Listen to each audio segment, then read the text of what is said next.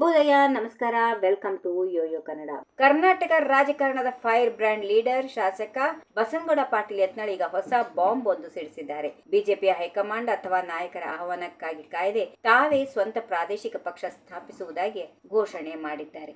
ಅಷ್ಟೇ ಅಲ್ಲ, 2028ರ ವಿಧಾನಸಭಾ ಚುನಾವಣೆಯಲ್ಲಿ ತಮ್ಮ ಪಕ್ಷವೇ ಅಧಿಕಾರ ಹಿಡಿಯಲಿದೆ ಮತ್ತು ತಾವೇ ಮುಂದಿನ ಮುಖ್ಯಮಂತ್ರಿ ಆಗಲಿದ್ದೇನೆ ಅನ್ನೋ ವಿಶ್ವಾಸ ವ್ಯಕ್ತಪಡಿಸಿದ್ದಾರೆ. ಬಿಎಸ್ ಯಡಿಯೂರಪ್ಪ ಕುಟುಂಬದ ವಿರುದ್ಧ ಮತ್ತೆ ಗುಡುಗಿರೋ ಯತ್ನಾಳ್ ಆಡಿರುವಂತಹ ಸ್ಫೋಟಕ ಮಾತುಗಳು ಏನು ನೋಡ್ಕೊಂಡು ಬರೋಣ ಈ ವಿಡಿಯೋದ ಮೂಲಕ. ವಿಜಯಪುರ ಶಾಸಕ ಬಸನಗೌಡ ಪಾಟೀಲ್ ಯತ್ನಾಳ್ ಈಗ ರಾಜ್ಯ ರಾಜಕಾರಣದಲ್ಲಿ ಸಂಚಲನ ಮೂಡಿಸಿದ್ದಾರೆ. ಸೋಮವಾರ ಸುದ್ದಿಗಾರರ ಜೊತೆಗೆ ಮಾತನಾಡಿದ ಅವರು ತಮ್ಮ ರಾಜಕೀಯ ಭವಿಷ್ಯದ ಬಗ್ಗೆ ಮಹತ್ವದ ಘೋಷಣೆ ಮಾಡಿದ್ರು. ನಾನೇ ಪ್ರಾದೇಶಿಕ ಪಕ್ಷ ಸ್ಥಾಪಿಸ್ತೇನೆ, ಯಾರದ್ದು ಆಹ್ವಾನಕ್ಕಾಗಿ ಕಾದು ಕೂರೋಕೆ ನಾನೇನು ಹುಚ್ಚನಲ್ಲ ಅಂತ ಖಡಕ್ ಆಗಿ ಹೇಳಿದ್ದಾರೆ. ಸ್ವಾಭಿಮಾನದಿಂದ ಬದುಕಿರೋ ನನಗೆ ಯಾರ ಹಂಗೂ ಇಲ್ಲ ಅನ್ನೋದು ಯತ್ನಾಳ್ ಅವರ ವಾದ. ಇನ್ನು ಇದೇ ವೇಳೆ ಬಿಜೆಪಿ ನಾಯಕರ ವಿರುದ್ಧ ಕಿಡಿಕಾರಿರುವ ಯತ್ನಾಳ್ ತಾವು ಪಕ್ಷಕ್ಕೆ ಸೇರೋಕೆ ಯಾರ ಮುಂದೆಯೂ ದಂಬಲು ಬಿದ್ದಿಲ್ಲ ಎಂದು ಹೇಳಿದರು. ಬಿಜೆಪಿ ಪ್ರಮುಖರ ಬಳಿ ಹೋಗಿ ಕೈಕಾಲು ಹಿಡಿದು ಪಕ್ಷಕ್ಕೆ ಸೇರಿಸಿಕೊಳ್ಳಿ ಅಂತ ಬೇಡೋ ಅವಶ್ಯಕತೆ ನನಗಿಲ್ಲ, ಆ ಉದ್ದೇಶದಿಂದ ನಾನು ಬಂದಿಲ್ಲ ಅಂತ ಸ್ಪಷ್ಟಪಡಿಸಿದ್ದಾರೆ. ಬಿಜೆಪಿಯ ಕೆಲವು ನಾಯಕರು ತಮ್ಮನ್ನು ದೂರ ಇಡಲು ಪ್ರಯತ್ನಿಸುತ್ತಿರೋ ಬೆನ್ನಲ್ಲೇ ಯತ್ನಾಳ್ ಈ ರೀತಿಯ ರಿಯಾಕ್ಟ್ ಮಾಡಿರೋದು ಕುತೂಹಲ ಮೂಡಿಸಿದೆ.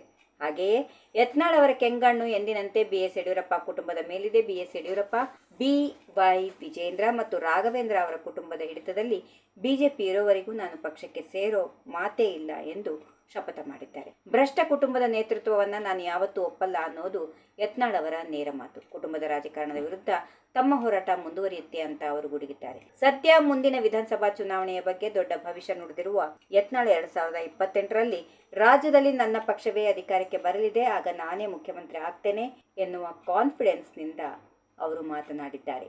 ರಾಜ್ಯದಲ್ಲಿ ಪ್ರಾದೇಶಿಕ ಪಕ್ಷಗಳಿಗೆ ಅವಕಾಶ ಇದೆ ಮತ್ತು ಜನರು ಬದಲಾವಣೆ ಬಯಸ್ತಾ ಇದ್ದಾರೆ ಅನ್ನೋದು ಅವರ ಲೆಕ್ಕಾಚಾರವಾಗಿದೆ. ಯತ್ನಾಳ್ ಅವರ ಈ ಸಿಎಂ ಕನಸು ಎಷ್ಟು ಮಟ್ಟಿಗೆ ವರ್ಕೌಟ್ ಆಗುತ್ತೆ ಅನ್ನೋದನ್ನ ಕಾದು ನೋಡಬೇಕಿದೆ. ಒಟ್ಟಾರೆಯಾಗಿ ಹೇಳಬೇಕು ಅಂದ್ರೆ ಬಸನಗೌಡ ಪಾಟೀಲ್ ಯತ್ನಾಳ್ ಅವರ ಈ ಹೊಸ ಪ್ರಾದೇಶಿಕ ಪಕ್ಷದ ನಡೆ ಕರ್ನಾಟಕ ರಾಜಕಾರಣದಲ್ಲಿ ಹೊಸ ಸಮೀಕರಣಗಳಿಗೆ ನಾಂದಿ ಹಾಡಲಿದೆ. ಬಿಜೆಪಿಯಿಂದ ಹೊರಬಂದ ಮೇಲೆ ಯತ್ನಾಳ್ ಅವರ ಶಕ್ತಿ ಎಷ್ಟಿದೆ ಅನ್ನೋದು ಈ ಹೊಸ ಪಕ್ಷದ ಮೂಲಕ ಸಾಬೀತಾಗಬೇಕಿದೆ. ಯತ್ನಾಳ್ ಅವರ ಈ ನಿರ್ಧಾರದಿಂದ ಉತ್ತರ ಕರ್ನಾಟಕದ ರಾಜಕಾರಣದಲ್ಲಿ ಏನೆಲ್ಲ ಬದಲಾವಣೆ ಆಗುತ್ತೆ ಅನ್ನೋದು ಈಗ ತೀವ್ರ ಕುತೂಹಲ ಕೆರಳಿಸಿದೆ. If you like this video, ಬೇಗ ಲೈಕ್ ಮಾಡಿ, ಕಾಮೆಂಟ್ ಮಾಡಿ, ಶೇರ್ ಮಾಡಿ ಹಾಗೂ ಯೋಯೋ ಟಿವಿ ಕನ್ನಡವನ್ನು ಸಬ್ಸ್ಕ್ರೈಬ್ ಮಾಡಿ.